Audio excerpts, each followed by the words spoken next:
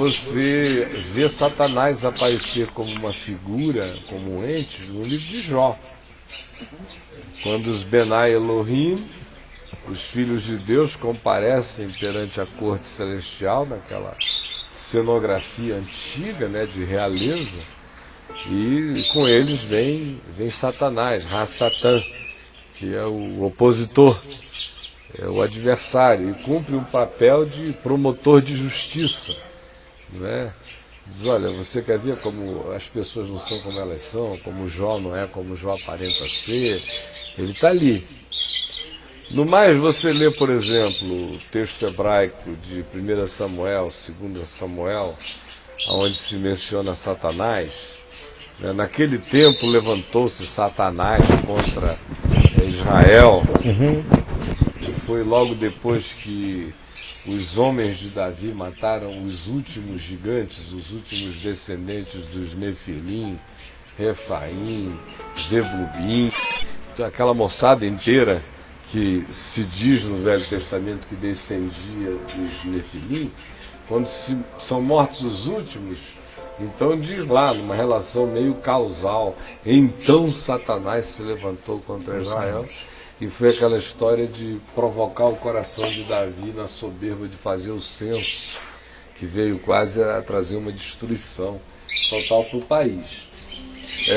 No mais, você vê Ra-Satã aparecendo no hebraico, não necessariamente para designar uma pessoa, corporificação do mal.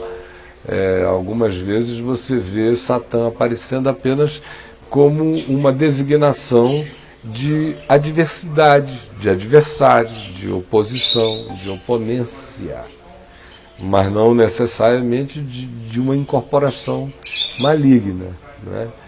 Aí você anda um pouco mais na história, e você vê, por exemplo, no período dos Salmos, que é um período compreendido entre o rei Davi e o período pós-exílico em Babilônia, quando a maior quantidade de salmos são produzidos, você vê a figura de Satanás aparecendo com outra cara. Não é tipo a acusação de que no deserto, quando cultuavam a Moloque, era a demônios que cultuavam. Ou nos Salmos você vê uma outra designação. Você vê os seres espirituais perversos sendo chamados de deuses. Nos Salmos, em grande abundância. Não de demônios, nem de Satanás, nem de diabo, mas de deuses. Deuses dos povos. Às vezes os deuses dos povos são apenas os ídolos inanimados, nos Salmos. Outras vezes os deuses dos povos são poderes. Estão descritos no Velho Testamento como poderes, não como ícones. O episódio de Saul não entraria nessa, não? Ainda assim você tem o elemento do uso, que é o uso do espírito maligno por parte do Senhor. Veio Sim. da parte do Senhor um espírito maligno atormentar a Saul. Ainda havia no Velho Testamento essa liberdade de ver a malignidade trabalhando para Deus, que fazia parte assim da simplicidade da fé, o que é uma coisa que precisa ser resgatada. Quando você estava falando dos poderes, que tipo de poderes? Poderes em si mesmo, ou seja, deuses, deuses, Benai Elohim, os filhos de Deus, são anjos, são deuses, como Jesus diz lá em João, quando ele diz, ora, se aqueles aos quais a palavra de Deus foi destinada, aqueles que ouviram a palavra de Deus, eles foram chamados de deuses, porque está dito no Velho Testamento, sois deuses, porque a palavra de Deus foi destinada, ele fala de si mesmo, quanto mais aquele a quem Deus santificou e enviou um não será filho de Deus. Ou seja, no Velho Testamento, essa designação de Deus, ela tinha várias categorias, desde o inanimado, simbólico, do ícone construído por mãos humanas, até o ente espiritual real, angelical, bondoso ou maldoso ou perverso, ou as entidades que haviam sido transformadas em deuses dos povos. O ídolo em si de pau e pedra, nada. A entidade espiritual, frequentemente levada a sério no Velho Testamento. Aí você tem aí nesse período dos Salmos essa alusão a culto a demônios e tudo. Aí você tem os profetas. E aí nos profetas você tem os enfrentamentos mais objetivos. Toda a luta contra Baal, contra Astarote, contra Moloque. Aí você vê como os reis de Israel estão ainda sujeitos à idolatria desde Salomão, né? Antes, no passado, você vê que eles nunca tinham largado de todo os ídolos do lar, né? Aquelas pequenas divindades da Mesopotâmia, que eram quase que objetos de afetividade familiar também, que eram já carregados. Embora eles já confessassem o Deus de Abraão, de Isaac e de Jacó, mas o ídolo do lar, que já vinha já desde tanto tempo, com benza-deus da tataravó, vamos levando, né, no camelinho, escondido, vai aquela coisa bem afetiva. Mas agora, já séculos depois, eu já falei dos Salmos, dos profetas, estão naquele embate, choque direto com Baal e com o sincretismo e as assimilações, e território de Israel cultuando ao poste ídolo, aos ídolos nos altos, aos balaíns, aos deuses mais diversos, né, seduzidos pelas divindades. Aí depois as importações de deuses vão aumentando, a ponto de que você vê o profeta Isaías denunciando já agora o culto aos deuses do Oriente. Eles já tinham ido muito longe, estavam fazendo sincretismos cada vez mais distanciados. No meio disso tudo, você vê desde o Deuteronômio, não é? O que faz com que a datação do Deuteronômio tenha que ser bem mais antiga do que os modernosos querem, porque foi baseado no que o Deuteronômio dizia, que Saul, séculos antes do cativeiro em Babilônia, onde supostamente tudo teria sido escrito e atribuído a Moisés, baseado no Deuteronômio, manda desterrar todos as necromantes, médiuns e bruxos e feiticeiros de Israel. Então, o conteúdo daquela informação estava mais do que presente nos dias de Saul, portanto, 1000 anos antes de Cristo, né? Então a gente vem, mas são os profetas de Israel, no período anterior ao exílio e posterior ao exílio, que batem de frente, mas aí eles não estão batendo na figura de Ra-Satã.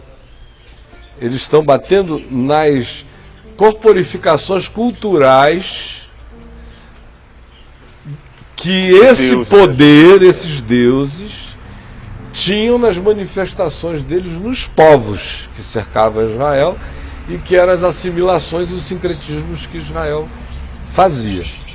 No meio disso tudo, você tem os dois textos áureos, assim, semi-metafísicos sobre o drama de Satanás. Um em Isaías, onde ele fala da estrela da manhã, não é, que caiu, e com ela uma quantidade enorme de glória se transformou em trevas. E você tem o profeta Ezequiel fazendo uma alusão ao rei de Tiro, que era um rei real, existente no tempo, no espaço, na história, com arrogâncias também supremas, numa época em que Tiro era uma joia dos mares, era um dos colossos de glória da antiguidade, e o homem tinha surtado, como no narcisismo luciferiano. Então ele começa a ser analisado pelo profeta Ezequiel, e logo a análise o transcende. Aí começa a colocar já essa figura que inicia como uma figura espaço-temporal, histórica, morando em Tiro, um rei, começa a dizer, era querubim da guarda, estavas no Éden, já o transmuta para uma dimensão para além dele mesmo na história. Aí você fica com essas pistas desse acontecimento. Fora isto, em termos bíblicos, no Velho Testamento, você só vai ter outra vez aquela afirmação de que Ra-Satã se apresenta lá no livro de Zacarias, na presença do sumo sacerdote Josué, que está cheio de culpa dele, a culpa de Israel, toda aquela culpa. E Ra-Satã se manifesta como um acusador, um promotor de justiça, perversão. E aí levanta-se o advogado de defesa e diz: o Senhor te repreende, Satanás. E cala Satanás e justifica o sumo sacerdote Josué, está lá na profecia de Zacarias. Aí entra aquele período e a abundância de manifestações de demônios que a gente vem a encontrar no Novo Testamento de Mateus para frente, quase 500 anos decorreram, 400 anos decorreram. E aí de repente a gente abre as páginas do Novo Testamento sem explicação e tem diabo para todo lado, Satanás saindo pelo ladrão, demônios sendo expulsos por todos os buracos. Aí você diz, poxa, mas o que foi que aconteceu? Onde é que essa galera estava? Onde é que essa moçada estava, né? Por que apareceu? Aí você lê, eu me lembro que eu fiz essa pergunta a mim mesmo, bem novinho, com 18, 19 anos de idade, eu me intriguei, comecei a ler os teólogos. E os teólogos protestantes não diziam nada a respeito.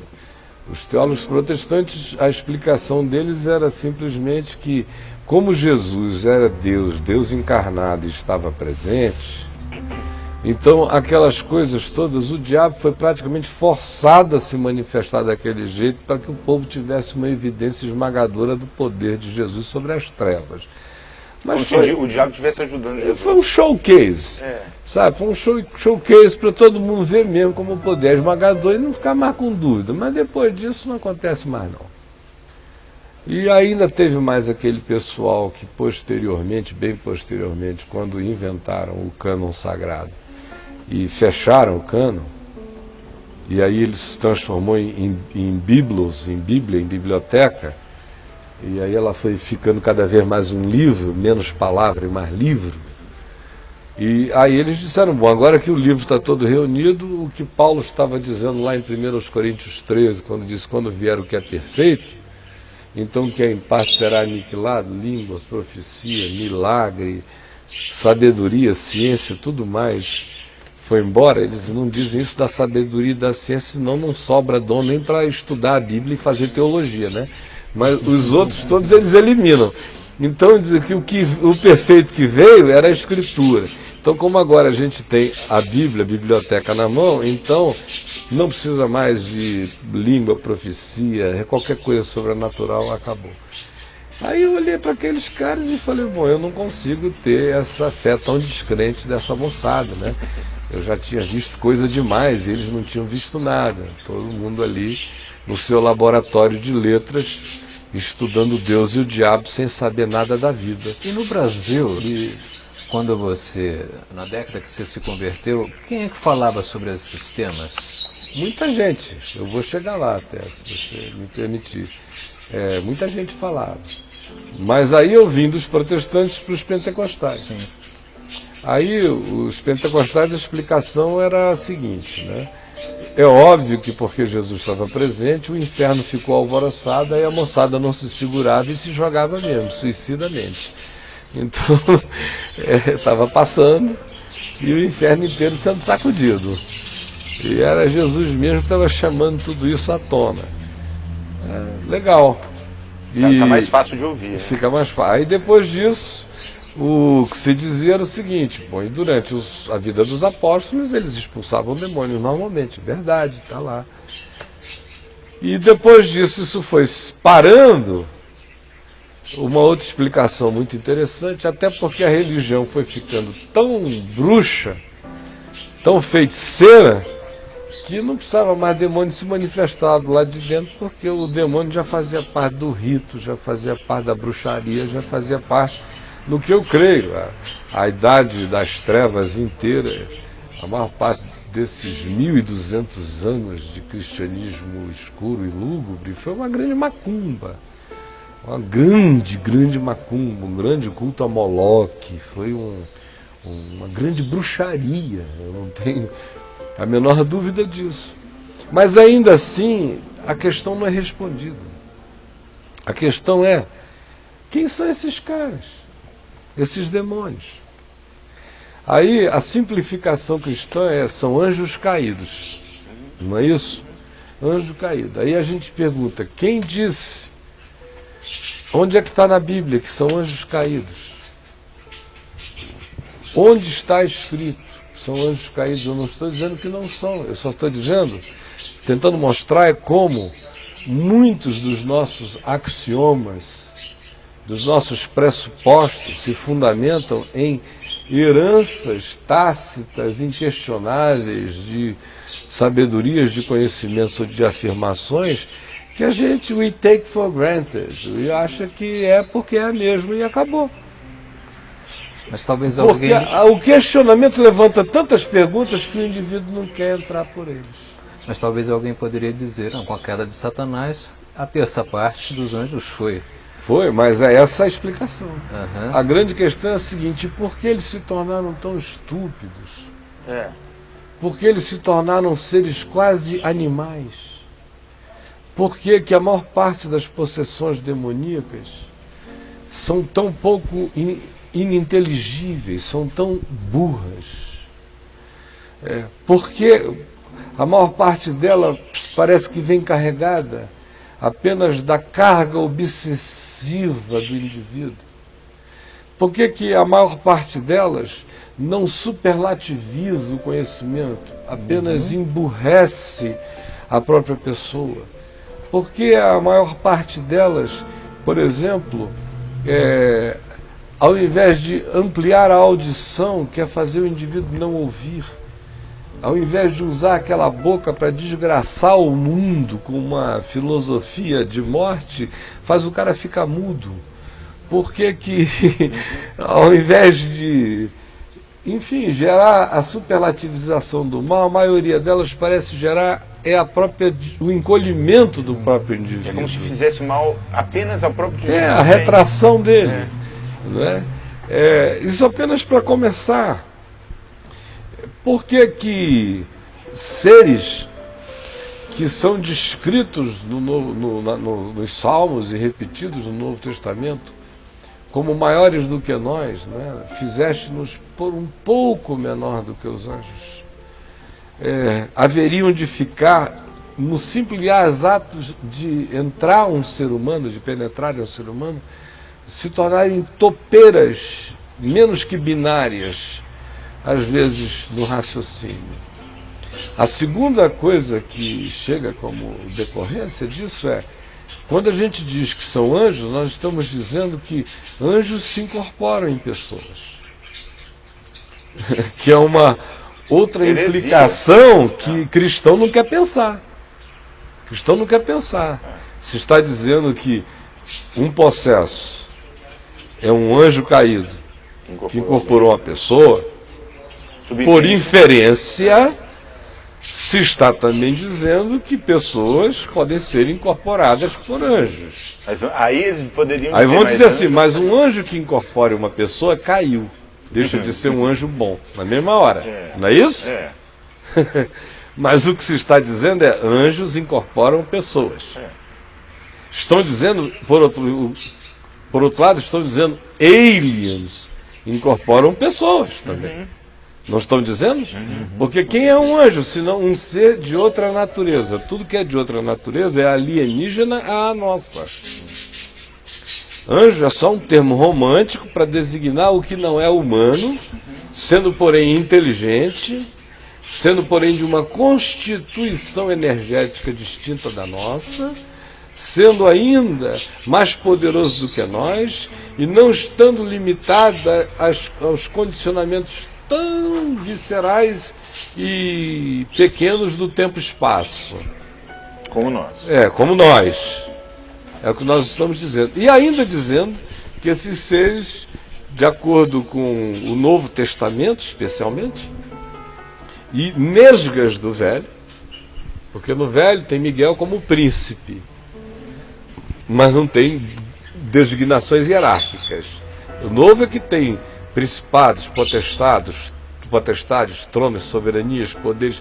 Nós ainda estamos dizendo que eles têm suas próprias hierarquias. E estamos dizendo mais do que isso.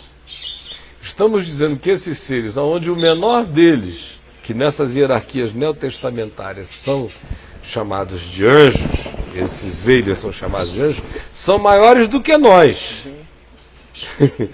Mas na hora que entra num ser humano, o bicho vira uma topeira. Aí alguém diria, bom, mas é que anjo deve perder capacidades mentais divinas quando cai. Bom, então o diabo se tornou um ser não perigoso. Porque ele é o maior caído, deve ter se tornado o pior de todos os burros. Mas a descrição que a Bíblia faz dele não tem nada disso, ao contrário. Diz que ele vai crescendo, e tem mais. Como qualquer outra criatura, o diabo não é um ser fixo. Ele está crescendo. Crescendo em trevas, crescendo em maldade. Paulo ainda fala, né? Nós não ignoramos os desígnios dele. Essa teologia relacional, ou do processo, que os cristãos usam para tentar estudar Deus, né? Que Deus estaria crescendo com os cristãos, com a fé, com o homem, com o desenvolvimento da consciência, as limitações de Deus e as trocas, os diálogos, os acertos, as autocorreções de Deus no processo relacional com o homem, que é uma teologia bastante em voga, porque ela transforma o homem num agente dialogal com Deus e também cria um álibi para a soberania de Deus extraordinário, né? Assim como eu disse que o diabo é o álibi dos monoteístas, a teologia relacional também é um álibi do Deus Todo-Poderoso dos cristãos, que também é amor e que precisa de menos consciência, menos potência, menos tudo, e de relacionalidade para que ele próprio não carregue a culpa de tanta coisa do ponto de vista desses irmãos. Pois bem, essa teologiazinha aí, ela é ótima para estudar o diabo. Não Deus, porque Deus é.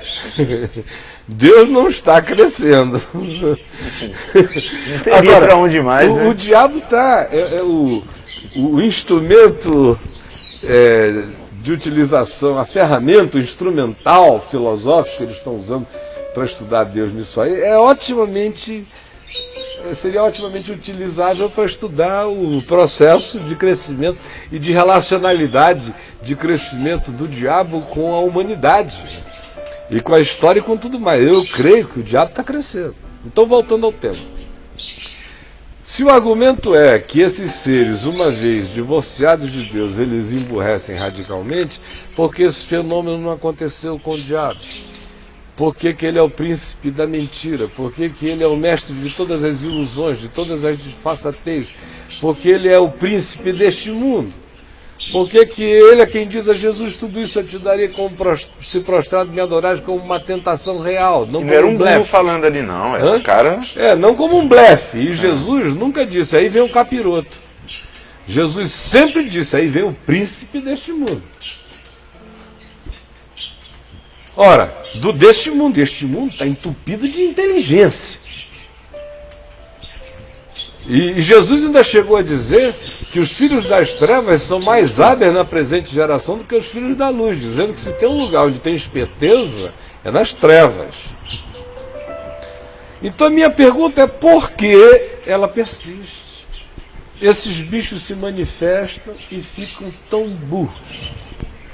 Quando se manifestam? Na maioria das vezes. Aí há aqueles que dizem, bom, mas os que se manifestam, por exemplo, no espiritismo kardecista de invocação, ficam inteligentes. Porque não são anjos, são seres humanos, são médicos, são cientistas, são biólogos, são farmacêuticos, Seres evoluídos. são literatos, são indivíduos assim, são os imortais da Academia Brasileira de Letras, de qualquer outra coisa, né? Lá não, lá é outro nível e outro departamento. Bom, eu tenho as minhas próprias opiniões, mas eu estou lançando apenas questões a vocês e questões ao pessoal que está se comunicando lá com o Chico, porque assim fica fácil demais, né? Fica um monólogo de mim comigo mesmo, fico eu e o fariseu orando de si para si mesmo. Então, o problema agora é com vocês, eu levantei os problemas. Com certeza não é um problema fácil de dar uma explicação simples. Mas eu já escutei uma vez um amigo meu falando que quase essa questão, não chegava a ser essa questão colocada desse jeito, mas ele falava que o diabo precisava emburrecer a gente para quando vier a besta, todo mundo tá padronizado e aceitar aquela vida. É uma explicação mais ou menos dessa resposta. Mas esse emburrecimento que o diabo faz da humanidade é pela via da inteligência. É diferente, não é pela diminuição da inteligência. É pela arrogância da pressuposição de mais inteligência, desde o Jardim do Éden. E também criando uma malha de vínculos que estão todos presos a conforto e poder, que fará com que o aparecimento desse homem da iniquidade, que virá a tomar de todos os sinais e prodígios da mentira, sinais e prodígios da mentira, que anteontem eu cheguei até a levantar a hipótese de que isso também vem carregado de fenomenologia quântica, de tudo que a gente puder imaginar quando chegar. Ele virá como um aparato do anjo de luz, da fascinação, do embevecimento total, da irresistibilidade. Então, ele nos emburrece na presunção de mais inteligência. Né? E não quer aprender por causa disso. Eu estou falando desse apequenamento. De você ver, aí teria, por exemplo, aquela explicação também extremamente plausível, que é o ódio do diabo pela criatura humana é tão grande, a vontade destrutiva dele em relação à criatura humana é tão grande, que ele não se segura. Quando ele entra no homem, ele quer fazer aquele bicho virar cão, virar porco, virar gato, rastejar como uma cobra, quer humilhar aquilo ali, quer desfigurá-lo, quer levá-lo para a terra, se possível, quer designar a ele a jornada da serpente. Para mim, é até extremamente mais plausível se isso fosse uma compulsão demoníaca em relação à humilhação da condição humana.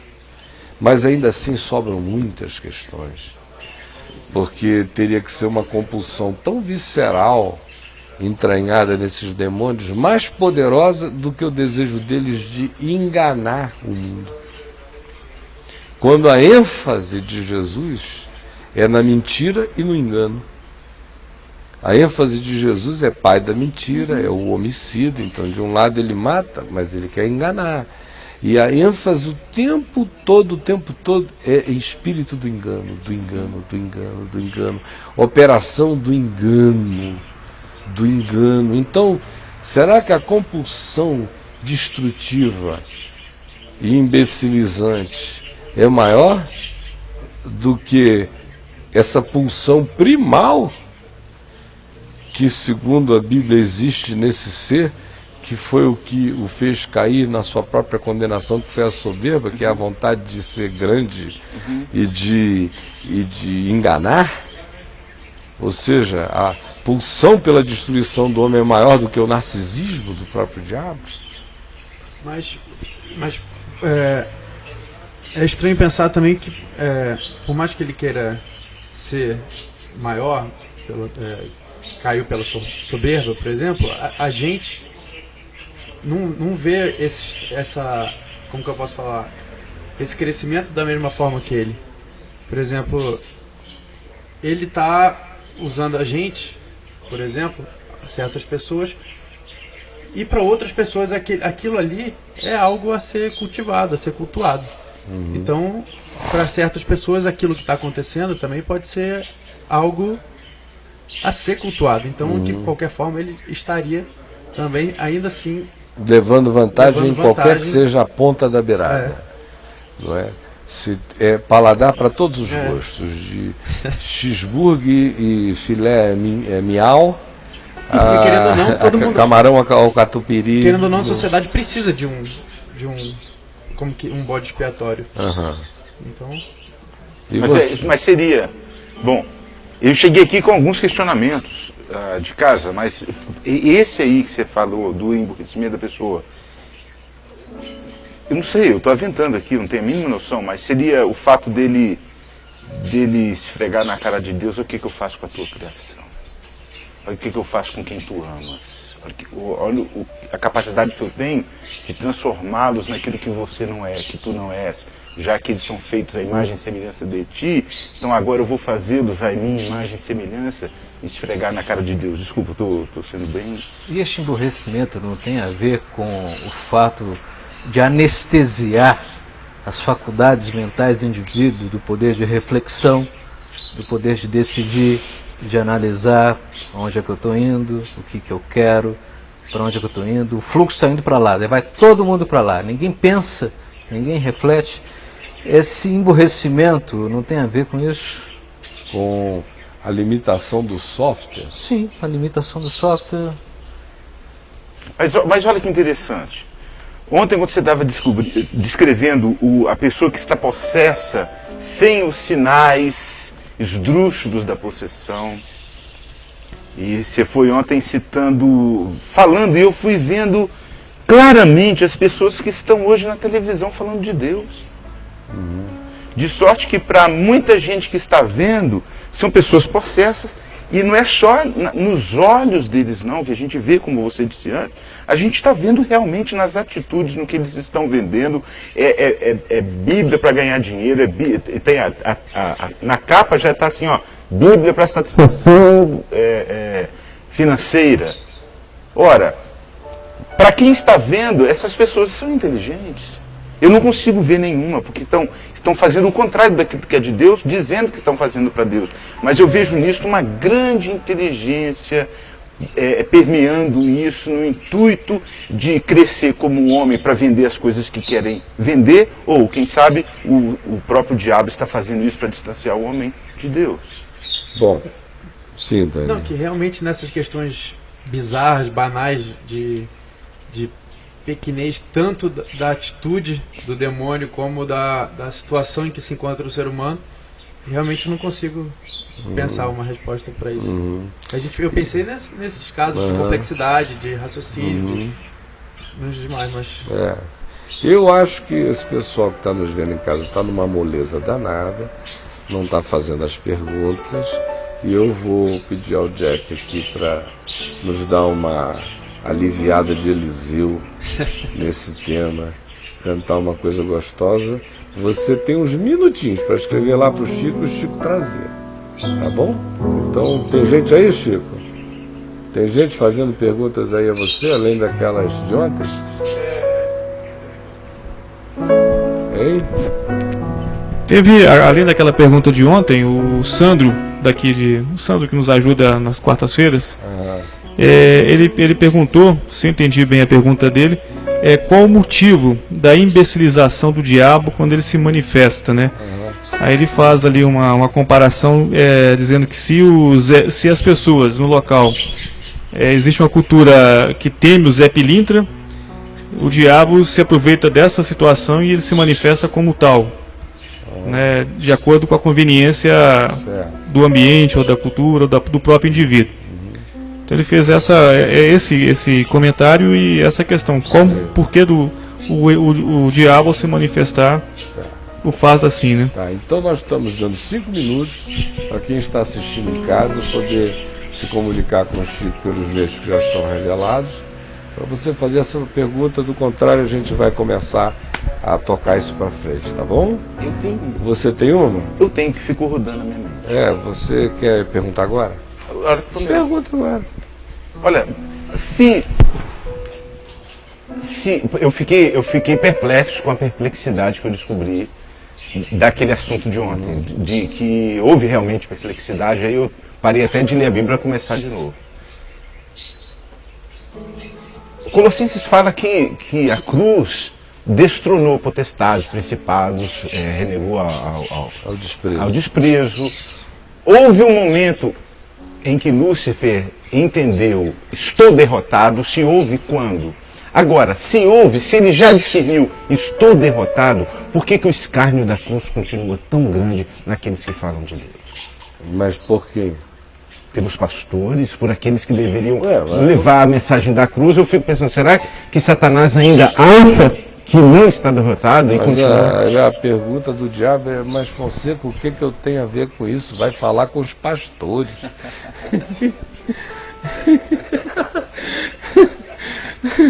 Responsabilidade deles, né? Problema deles. Quem está ressuscitando o meu poder todo dia são eles.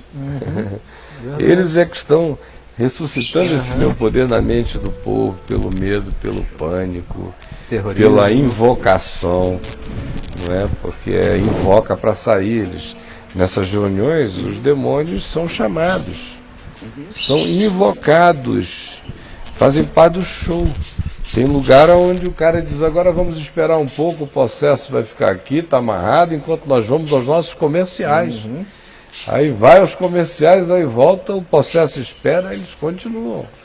Não é? Então tem que falar com essa moçada que está trabalhando, são os sacristãos, extremamente cristãos de forças diabólicas que brincam com as pessoas no mundo. A respeito do assunto de ontem, tem uma pergunta também. Prefere que eu faça agora?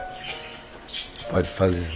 Porque a gente estava falando, você falou a respeito de quando uma pessoa fica possessa e entra num acordo, num conluio com a possessão e fica ali com aquele olhar. Isso aí que eu estava dizendo. E o contrário não, mas existe a possibilidade de uma pessoa você acha que existe a possibilidade de uma pessoa estar possessa e não saber? Ah, sim. De não ter esse conluio e aquilo ficar a vida inteira dela? Ah, sim. Existe sim. E eu posso contar vários casos a respeito disso, né? E Chico? Aquela questão do Fernando de ontem também me deixou um pouco dentro disso que o Daniel falou. O Fernando perguntou se é possível que um demônio possua uma pessoa e ali ele não tenha relações sexuais e sentir aquilo como normal. Todas as sensações normais, né? E no finalzinho ele coloca, a pessoa parece que tem uma vida inteira assim, nesse processo. Né? Então essa coisa que a pessoa está possessa, porém sem sabê-lo. Olha só, a primeira questão que eu levantei aqui foi sobre a natureza e a origem dessas criaturas. Não é que a gente simplifica dizendo é demônio, mas demônio é anjo caído. Anjos caídos são os que caíram com Satanás.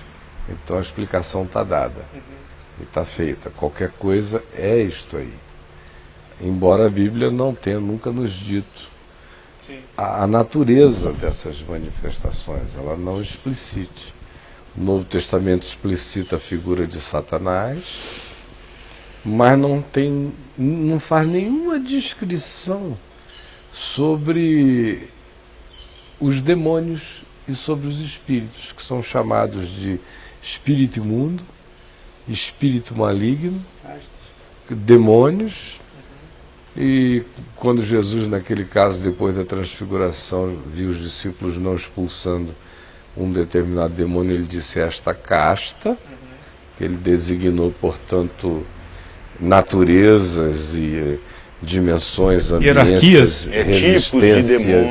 resistências, hierarquias, caráter, né, naturezas desses seres. Mas no mais, você vê a mobilidade de Satanás, que se transforma até em anjo de luz, em ministro de justiça. Essa é a mobilidade é muito grande dele. Mas a questão sobre a natureza deles e de onde eles procedem é uma coisa que não aparece. Não existe nas escrituras uma demoniologia? Não, ela existe nos textos que influenciaram profundamente os apóstolos. Por exemplo, a gente vê Paulo sendo influenciado por textos que foram produzidos nos 400 anos do interregno entre Malaquias e Mateus. Você vê ele sendo profundamente influenciado pelo livro de Enoque, por exemplo. De onde vem a ideia de terceiro céu? O livro de Enoque. De onde vem a ideia dos anjos sentirem atração por mulheres? Vem de Gênesis 6, mas a força dessa explicação está no livro de Enoque. Como é que se entende 1 aos Coríntios, capítulo 11, que a mulher tem que usar véu por causa dos anjos? É obviamente um eco de Enoque. Você vê toda a definição de principados, potestades, poderes, aquilo tudo, vem do livro de Enoque. E não influenciou só Paulo, influenciou uma geração inteira. Judas, o irmão do Senhor, na epístola dele, cita o livro de Enoque, como disse Enoque, o sétimo depois de Adão, obviamente não se referindo ao Enoque histórico, mas ao texto atribuído ao Enoque histórico, ao pseudoepígrafe, produzido 300 anos antes de Cristo. E cita na íntegra o texto do livro de Enoque, né? Eis que vejo o Senhor com suas santas milícias, e fala da volta do glorioso ao mundo, né? E a epístola de Judas é uma súmula, uma pílulazinha do livro de Enoque. Assim como a segunda epístola de Pedro é outro resumo do livro de Enoque. Então não dá para a gente negar a influência do conteúdo do livro de Enoque na mentalidade de toda aquela geração, inclusive apostólica, e inclusive transferindo o conceito por o verificarem verdadeiro, por o verificarem passável pelo crivo do evangelho que eles tinham visto em Jesus, eles importaram o que foi útil para o Novo Testamento. Não importaram o livro de Enoque todo, mas importaram o que foi útil, os conteúdos.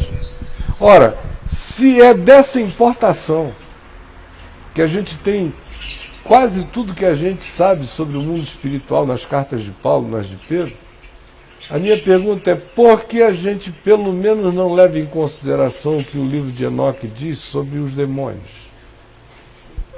Porque no livro de Enoque, os espíritos imundos, e assim são designados, realmente tem um solzinho assim glorioso chegando aqui para fazer uma transfiguração na minha face, né?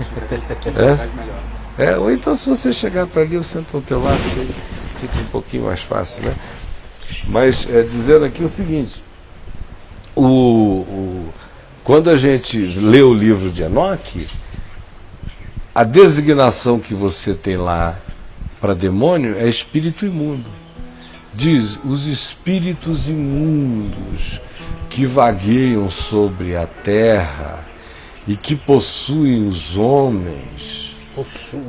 Possuem os homens. São aqueles que receberam como condenação de Deus o existirem nesse estado por terem se tornado os filhos dos vigilantes dos Benai Elohim, dos anjos, com as mulheres em Gênesis 6. O livro de Enoque diz, o livro de Enoque diz que os demônios que possuem os homens na terra são os nefilins, que quando morreram receberam como condenação divina tornarem-se nuvens de personalidade sobre a terra possuindo os homens de coração perverso ou oportunizando-se nos frágeis. Agora, é óbvio que essa noção vem lá do livro de Enoque, que é um livro aproveitadíssimo nas coisas boas do Novo Testamento. Existe a noção semelhante nas cartas de Pedro e de Judas.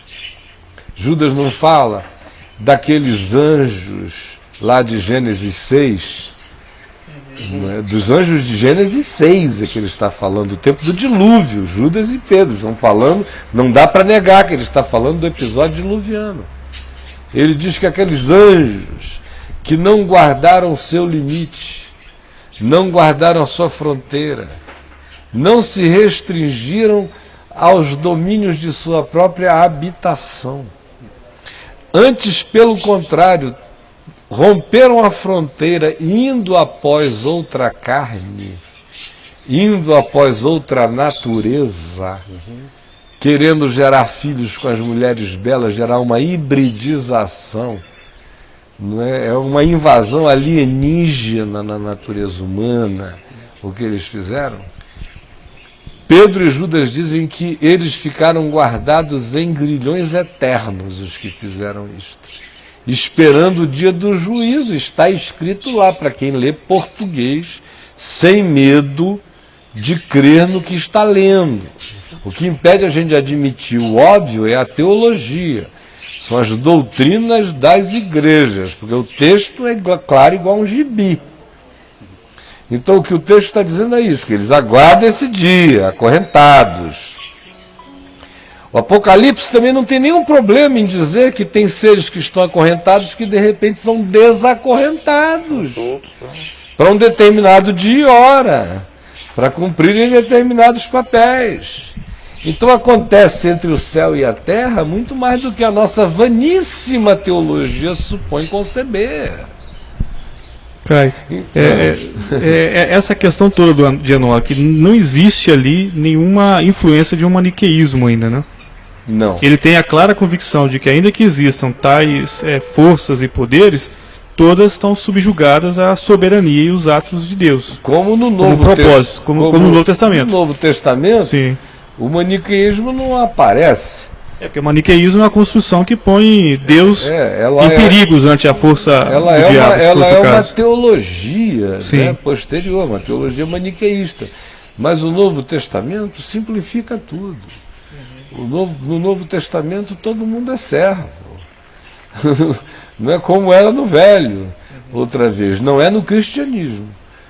Na teologia cristã é que o diabo ganha outro contorno. Exato. E se torna um adversário tremendo de Deus.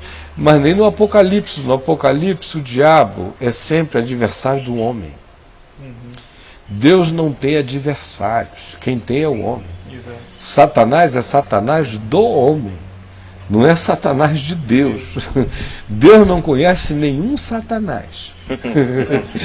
Quem conhece Satanás é o homem.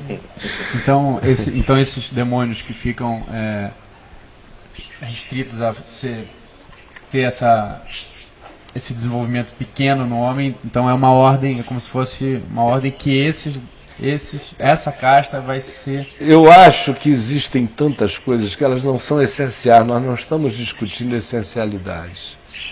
O que é essencial está revelado. O que é essencial? É Deus. O que é essencial nisso tudo, nesse tema? Essencial nesse tema é saber que, seja qual for a manifestação, o Senhor Jesus liberta. O essencial nesse tema é saber que nós não somos chamados a invocar nenhuma dessas coisas e nem brincarmos com nenhuma delas. O essencial nesse tema é sabermos que elas existem e elas são oportunistas, procurando espaços para se manifestarem. E que os espaços são todos eles fabricados pelo ódio, pela mentira, pelo rancor, pelo medo, pelo desamor, pela vontade maldosa, ou pela curiosidade mórbida, ou pelo desejo profundamente desesperado de contato com entes queridos que se foram, e às vezes o indivíduo é enganado pela compulsão afetiva a buscar coisas perigosas e escusas. Isso aí é essencial e é para ser dito e está claro. O essencial é saber que os principados e potestades não têm nenhum poder sobre a minha vida, nem sobre a tua, que eu estou debaixo de Jesus, que eu entro no meio de qualquer antro de macumba, de perversidade, que se eu ando em Jesus eu posso sentar no trono do inferno, que o problema é do inferno, não é meu, que eu não tenho que tomar nenhum banho de descarrego na saída, porque o sangue de Jesus está sobre mim, porque eu não preciso fazer sacrifícios de bodes e de touros para renovar a graça de Deus na minha vida, ela é eterna. O Cordeiro de Deus que tira o pecado do mundo, está dito lá, o termo grego é tirou, tira e tirará, é ato contínuo, eu vivo sob o ato contínuo da graça de Deus. Isso está para além de qualquer negociação. Agora, o que nós estamos conversando aqui são algumas curiosidades que talvez ajudem em alguns discernimentos práticos. Não para o indivíduo ficar fazendo teste, nem pesquisa com o diabo, nem coisas do gênero. Não é? Mas, por exemplo, voltando aqui ao tema, sabendo que cada coisa dita aqui abre e enseja milhões de entradas por portas distintas, não é? Mas a gente seguindo aqui o tema e para não irmos longe demais, ficando com a questão do rapaz de rapaz. Sobre Fernando. do Fernando, se pessoas podem. Ora, o livro de Gênesis Diz que sim. diz que sim. Aí a teologia cria um problema, que só foi um problema criado depois de Santo Agostinho. Até Santo Agostinho isso não era um problema para a teologia cristã, Gênesis 6.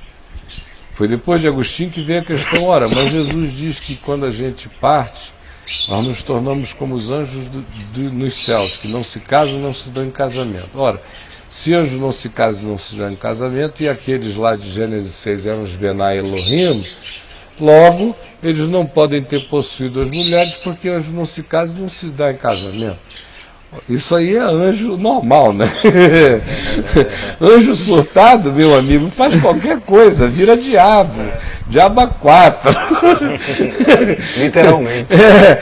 Faz qualquer negócio. Se eu, humano, abro o genoma humano, quando eu digo eu, humano, estou falando eu, homem, humanidade. Se eu, humano, humanidade, estou desenvolvendo máquina para impressoras biológicas, para printar fígado e coração, para acabar com o transplante. Printa com material orgânico, e em 3 dimensões depois bota lá. Nós, essa porcariazinha aqui. E os Benai Elohim? Nós fomos feitos por um pouco menor do que eles. Imagina o pouco que sobra para além e para cima. É claro que sim. Quando se diz que os anjos não se casam, não se dão em casamento, Jesus está dizendo que nessa sociedade que acontece sob a luz de Deus, essa compulsão não existe. E nem essa necessidade. Tanto é que não existe que os que fizeram e cometeram transgredindo a sua natureza, seguindo após outra carne, deixando o seu próprio domicílio, como diz Judas e repete Pedro. Mas é claro que Não foi pode. contra uma natureza, né? Uma Claro, designação. eu já atendi muita gente que teve relações sexuais com demônios, com todas as sensações reais de materialização, especialmente mulheres. Homem eu só ouvi um caso, mulheres bem mais. E a Adriana ontem ouviu essa pergunta aqui, ela estava assistindo, e ela também lembrou de uma menina que ela atendeu durante um tempo, que tinha relações completamente físicas com um espírito que a visitava, e não só ela tinha todos os orgasmos do mundo, como ela se viciou naquilo, como ela aparecia também com toda a sorte de marcas de fetiches decorrentes daquela relação, e a garota era considerada virgem pelo pai e pela mãe, vivia com a porta trancada dentro do quarto, mas aprendeu todas com o capiroto lá dentro, até que ficou liberta em nome de Jesus. Agora, quem ouve, está chegando agora, ouve só isso, sem saber os contextos, faz uma hipersimplificação. De modo que esse é um assunto que demanda uma viagem tão mais abrangente. Por exemplo, se eu partisse hoje aqui para tentar designar a partir do meu olhar e experiência durante anos, como foi que eu fui sentindo essas manifestações, eu te diria o seguinte: número 1, existe gente que não está possuída de demônio nenhum, de espírito maligno nenhum. Uma quantidade enorme de pessoas que desenvolvem um psiquismo maligno nelas mesmas. Elas têm uma autoimagem tão baixa, elas se veem de modo tão ruim, elas se culpam de tanta coisa horrorosa, ou introjetaram nelas tantas perversidades, de modo que a autopercepção dessa pessoa ficou tão zerificada, que se ela é membro de alguma cultura que existe uma figura diabólica, Ela incorpora aquilo. em qualquer cultura do mundo,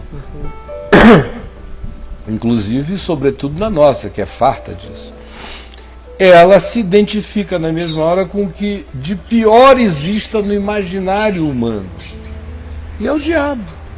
Isso até em tribos indígenas, né? Em qualquer lugar, em qualquer cultura da Terra, esse nível de rejeição profunda tende a identificar a mente fraca com o que seja mais perverso na cultura. Então, ela desenvolve um psiquismo que é idêntico à descrição que a cultura faz daquele espírito. Não necessariamente ela está possessa. Aquilo se transforma num software de estimação. Ela aciona aquele programa até como álibi. É uma esquizofrenia? Ou Não chega a ser, Não pode chega. desenvolver. Porque todas essas coisas que fecham sistemas neurais no indivíduo, quando um determinado fluxo de frequência energética começa a ser repetido todo dia, toda hora, com a mesma frequência, com a mesma intensidade, ele cria um caminho próprio. Ele acaba virando uma enfermidade dali em diante. Essa história de que o cérebro não é mutante é uma mentira antiga. Ele não é fixo, ele muda o tempo todo. Se insistir num programa, ele adapta, ele se adapta.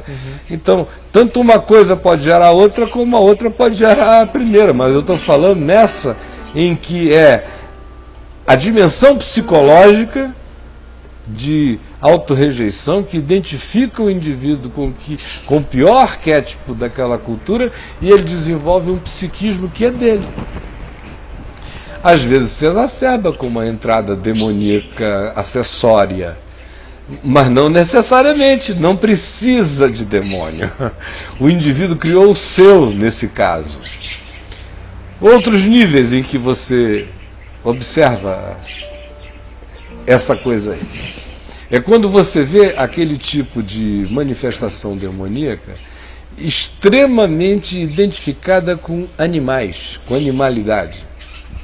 Aquele caso que eu citei do menino cachorro. Isso. Tem muitas que você vê. Nabucodonosor. Virou lá uma águia com as sim. garras que cresceram, né? E aí a descrição de que foi uma loucura, né? Mas Então, seria. tanto faz, né? Então você vê a animalidade. Eu também acredito que existe uma quantidade enorme de pessoas que, pela mesma razão de fragilização mental, acabam se identificando com uma outra coisa baixa na escala de identificação, que é o animal. Mas não necessariamente ainda você tem que estar lidando com um caso de possessão demoníaca. Às Diz que vezes o cara esteja latindo, também. urrando, mirando. mas às vezes a identificação. Isso tudo relacionado com a falta da estima, né? Da percepção da identidade própria, né? Ou de medo, ou de culpa, ou de qualquer Exato, outra culpa, mazela ali Aquele caso instaurada. que você contou daquela moça que começou a brotar letras em alto relevo na pele dela. Lá em Manaus, inteiro. ela virou um alfabeto, né? E um problema enorme de autoimagem baixa numa família de pessoas extremamente inteligentes e cultas, não sei o que, ela era inferior. Ela De somatizou. repente ela somatizou, aparecia A, B, C, deu abecedário, aparecia na cara dela, no rosto, nas pernas, no peito, em tudo que é lugar, não é?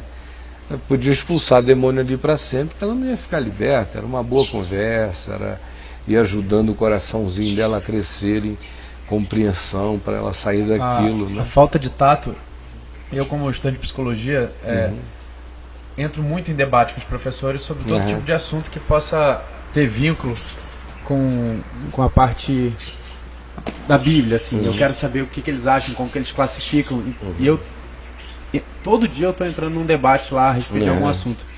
E eu fui entrar ontem à noite a respeito do assunto possessão com um amigo meu professor. E ele começou a classificar de tudo que é nome possível, né? A alucinação, a pessoa se droga sem ninguém saber, ou então tá um surto não sei o que, o surto não sei o que lá. E eles chamam de tudo, né? Pra não entrar nessa. Ainda mais porque ele é ateu, né? Não acredita em nada mesmo.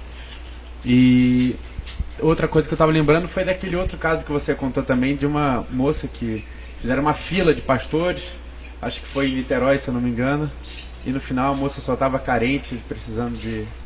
O pai dela tratava ela muito mal, não deixava ela cortar os cabelos da perna, nem das axilas, nem de nada.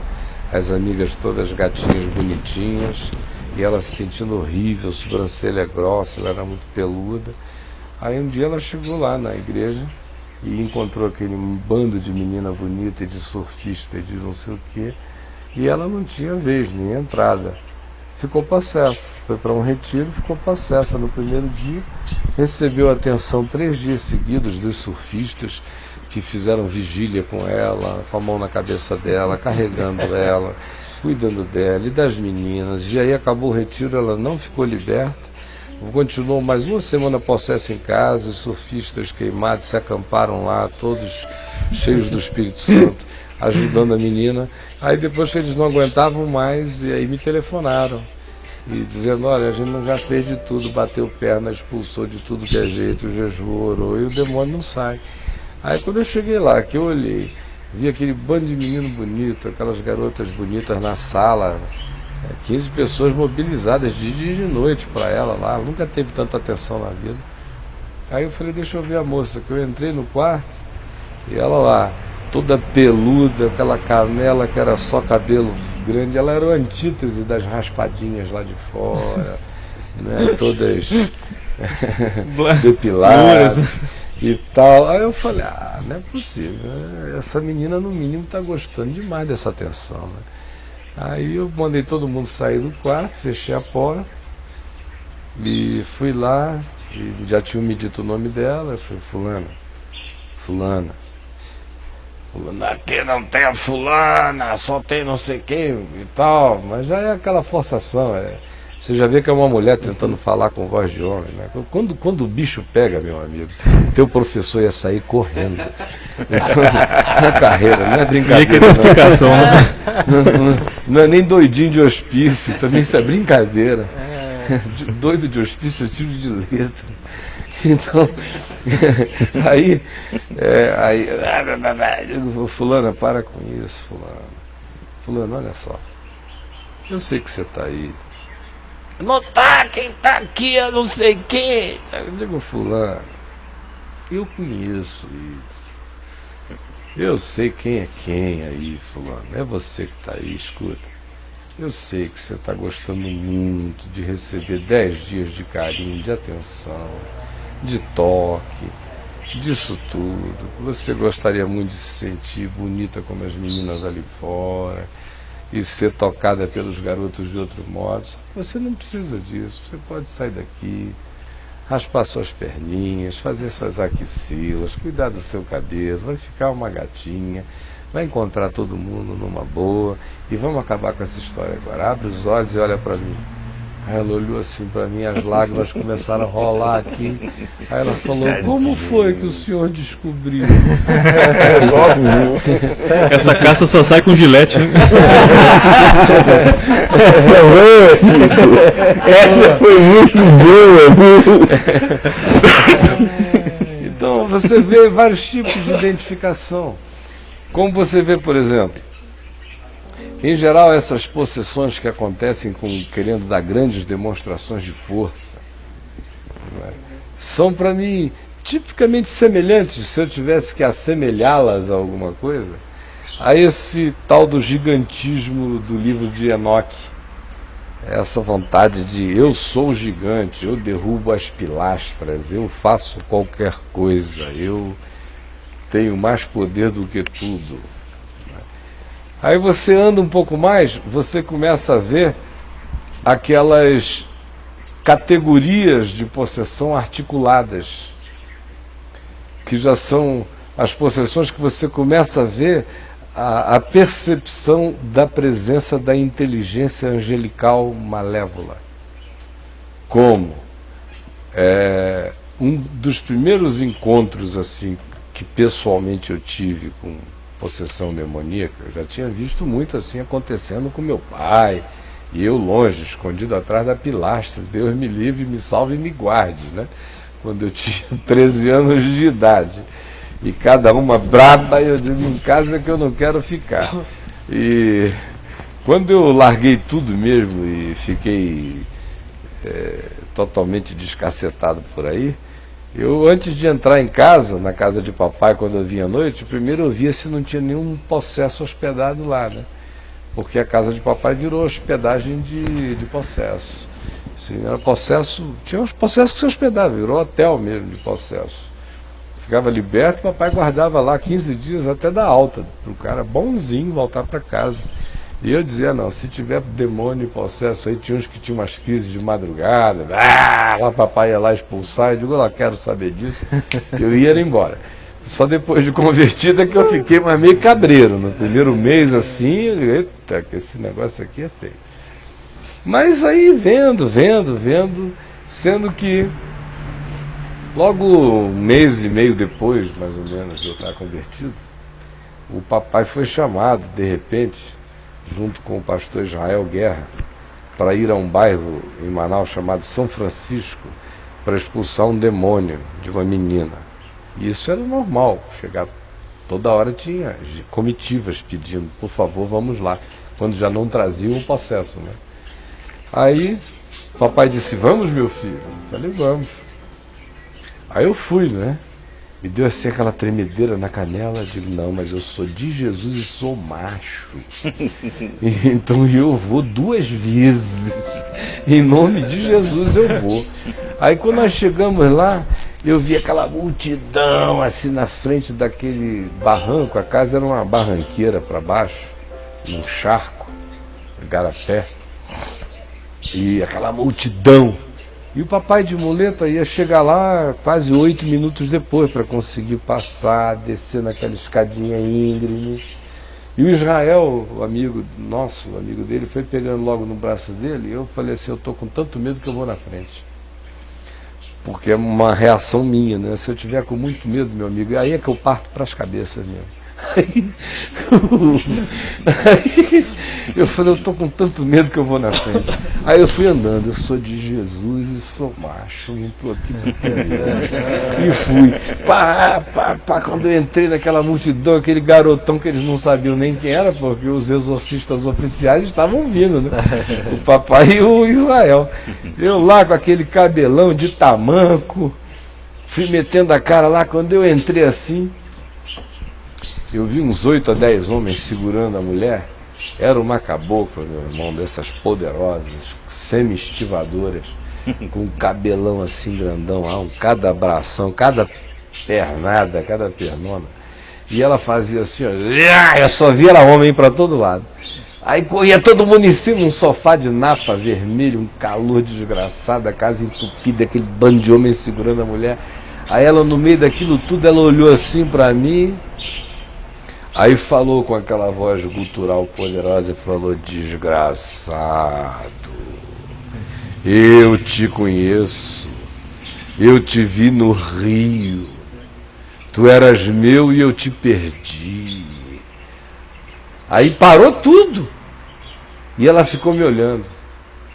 Aí ela partiu assim, ficou em pé e partiu para cima de mim. Quando partiu, meu amigo, eu parti para dentro dela, gritando em nome de Jesus, mas com a guarda pronta para atropelá-la no jiu-jitsu. Eu parti com o que eu tinha, era o que eu sabia. Vai em nome de Jesus e vai entrar no cacete.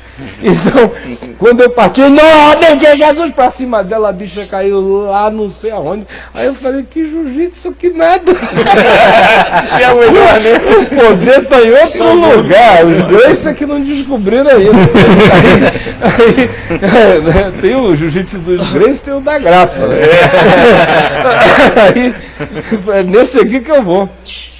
Aí a mulher começou a me contar a história, me recitar Colossenses 2, na íntegra. A cabocla que não sabia ler nem escrever, que morava no interior do Amazonas, que tinha vindo de lá porque o ataque começou e ninguém segurava ela lá, e não quiseram no hospício nem lugar nenhum.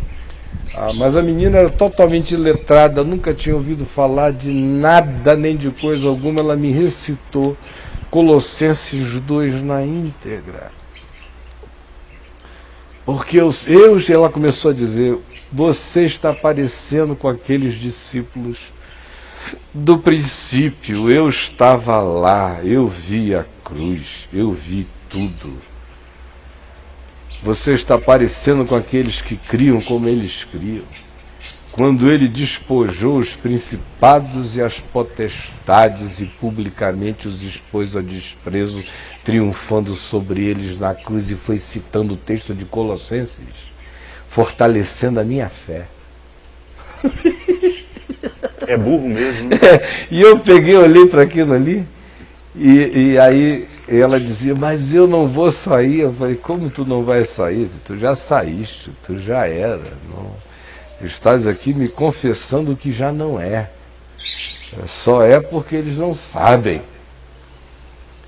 E tu és mentiroso e pai da mentira, e vai sair agora. Em nome de Jesus, sai. Quando o papai e o Israel entraram lá, a menina já estava livre. E depois nós viemos a saber como foi que aquele caso tinha começado. Era uma relação incestuosa. Um irmão caboclo mais velho do que ela, que a possuía há muitos anos. Ela tinha muito ódio de ser possuída por ele. Ficou com tanto ódio, que o ódio abriu aquela porta de vontade homicida. A vontade homicida abriu aquele flanco imenso, e aquele flanco foi devidamente ocupado por quem ama todas as brechas do ódio. Agora, apesar da mulher ser uma cabocla iletrada e, portanto, não ter nenhuma contribuição intelectual a dar, aquele que a possuía era de um nível espiritual e de uma resistência espiritual extremamente forte. Por isso a força sobre-humana dela também. Extraordinária. Aí eu poderia sair aqui descrevendo, isso pode ficar para amanhã, para outra hora, porque são tantos níveis que você vai percebendo de sutilezas dessas manifestações. Agora, Caio, Até você chegar à mais elevada de todas. nesse papo todo, um dos fatos é que tem uma profunda relação com o aspecto emocional, né? Claro, sempre. Sempre. Sempre. É aquilo que Paulo diz em Efésios, no capítulo 4, quando ele diz: irai-vos e não pequeis, Não deis ira. não se põe o sol sobre a vossa ira, Não deis nem lugar ao deis diabo. lugar ao diabo, não é? Então, eu não sei se isso poderia ser um tema para uma próxima, né? Mas você falou que dentro dos elementos essenciais que a gente falou, um deles é o fato de que a abertura, né, do homem para essas coisas. O Jack falou a questão emocional, o ódio e o tal. Então, assim, eu fico pensando, essa é uma era onde o homem tem se muitos... aberto para isso. Então, quer dizer, são muitos canais abertos inclusive hoje. o da própria paranormalidade. Sim. Porque existe paranormalidade. pura e simples. Paranormalidade detectável por aparatos que mensuram atividades cerebrais mais intensas de pessoas com percepções extraordinárias, savantes, seres incríveis que há no mundo. A gente usa 8% do cérebro, sem falar nas intuições do espírito que estão mortas em nós. Então as capacidades humanas são extraordinárias. No entanto, o que você tinha dito mesmo, né? Eu falo, como você disse, que uma das coisas essenciais hoje é que o homem está abrindo isso, da né? paranormalidade, porque muitas vezes o reconhecimento da existência do fenômeno paranormal, que é real, que a gente vê, por exemplo, em igrejas evangélicas, 95% das profetisas que eu conheço, que não sejam fajutas, que já é a maioria, mas das que não sejam fajutas, a grande maioria são apenas paranormais, são pessoas com capacidade de ler a mente, de saber o que você fez de manhã. Aí ela diz: Chico, hoje de manhã você foi levar um homem no aeroporto, assim, a mulher dele era negra, muito simpática, ele era um homem tal. E você diz: essa mulher não sabe o que eu fiz, não sabe de nada, e você é um sujeito fraco, vulnerável, fica chocado, porque ela já abriu você todinho pela revelação do desconhecido. Aí ela te dá um conselho: e agora o Senhor mandou te dizer o seguinte, foge do Caio, porque o Caio é um laço na tua vida. Aí você, pronto, você já disse, a mulher já disse o que eu fiz hoje de manhã. Agora, o que ela está dizendo tem que ser verdade também. Eu vou embora e não apareço nunca mais. É mais ou menos assim que funciona. Mas, além disso, existe a curiosidade do paranormal, que vai colocando o indivíduo num mundo de buscas, onde a divisão é muito tênue, aonde o processo da capacitação mental para, e aonde a outra dimensão continua, e aonde o indivíduo adentra por um portal perigosíssimo, às vezes sem volta. É por isso que a Bíblia diz que é para não invocar, não brincar, não chamar, não meter a cara, não domesticar, não tentar fazer nada. E Jesus resumiu isso tudo dizendo o seguinte: aí vem o príncipe deste mundo e ele nada tem em mim. Nada. Eu não preciso de nada. Eu tenho todos os tesouros da ciência e do conhecimento. Tenho toda a sorte de bênçãos espirituais nas regiões celestiais. Eu não preciso de nada. Outra parte essencial também é aquele momento que vão expulsar demônio e o demônio fala: vocês eu não conheço, Jesus eu sei. Paulo eu sei quem é, Jesus também. Em nome de Jesus é quem Paulo prega, sai deles. Eu conheço a Jesus e sei quem é Paulo, mas vós quem sois? Paulo é mulher. Já nos avisaram aqui que a gente tem que... Olha se eu já vi. Que a gente tem que... eu já vi, mas aí a gente pode contar amanhã, mas eu já vi. Uma vez eu fui expulsar um demônio de uma senhora, minha amiga querida, está firmona na fé no Senhor Jesus há 35 anos, Dona Terezinha, lá em Manaus. E eu estou falando isso porque ela fala disso com naturalidade. Mas quando eu cheguei lá, tinha um pai de santo e um monte de homens, acho que uns 8 ou 10, segurando a mulher. Ela jogava todo mundo para todo lado. E quando eu ia entrando, ela conseguiu acertar um chute estilo Leoto Matida, assim de karatê, meio de lado. Aqui, meu amigo, nas regiões baixas do pai de santo, que o bichinho fez assim, ó. Ele fez assim, eu vi aquele homem passando em 90 graus pela porta, eu ia entrando e ele assim... Mas ele fala, eu digo, meu Deus, eu estou entrando aí, ele já está saindo assim, todo vergado. Aí era homem saindo pela janela, correndo para todos os lados, mas aí essa é uma história longa. Eu acabei ficando 3 dias sentado em cima dessa senhora, eu só fui em casa tomar banho e voltar. Em 3 dias, eu nunca encontrei uma casta espiritual mais resistente, mais renitente do que aquela que estava nela. Eu digo, já vi gente, para ficar completamente liberta, levar 1 mês, 2 meses, mas você vem, a pessoa tem 1 semana de intervalo, tem uma crise de novo, até que a consciência vai sendo forjada, a fé vai crescendo, ela fica livre. Mas naquele caso não. como ela era parente de um amigo queridíssimo meu, que morava ao lado, eu me envolvi tanto que eu fui para lá e praticamente fiquei 3 dias dentro da casa. Fui em casa tomar banho, dormia pouco, voltava para lá. Até que ela ficou livre já na madrugada do 3º para o 4º dia, está livre no Senhor Jesus até hoje. Mas o Chico informou que o nosso tempo acabou. E aí, Fonseca? Só uma coisinha. Quem assistir essa conversa nossa aqui, se ela for repetida, Vai ser. olha, a pessoa vai pensar muito antes de querer alimentar o ódio dentro do coração, o rancor, a inimizade, a falta do perdão. Eu não sei, tem certas coisas que quando parecem com o diabo, a gente tem que deixar para lá mesmo. Eu vou propor que a gente volte a esse tema uma outra hora para conversar, e porque tem muito mais assunto para a gente cobrir, mas eu agradeço essa sua palavra, porque de fato quem quer andar seguro anda com o capacete da salvação na cabeça, como Paulo disse, se veste com a couraça da justiça da fé em Jesus, calça os pés com a preparação do Evangelho da Paz, anda em caminhos de paz e de reconciliação, empunha sempre a espada do Espírito, que é a palavra de Deus, usa sempre o escudo da fé com o qual apaga todos os dardos inflamados do maligno, e não se esquece nunca de andar vestido com a cuequinha da verdade, cingido com a verdade lá no íntimo. Essa é a proteção, esse é o guerreiro de Deus, esse é o guerreiro da graça, esse é o guerreiro da luz do Senhor Jesus.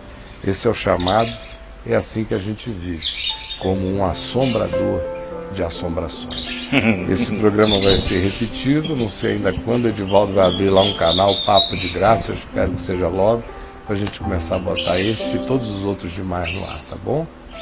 Beijão então para todos e gente boa de Deus, muito obrigado aqui, Chico, Edivaldo, Tiago, jovem, todo mundo, muito obrigado. Tchau, gente. Tchau.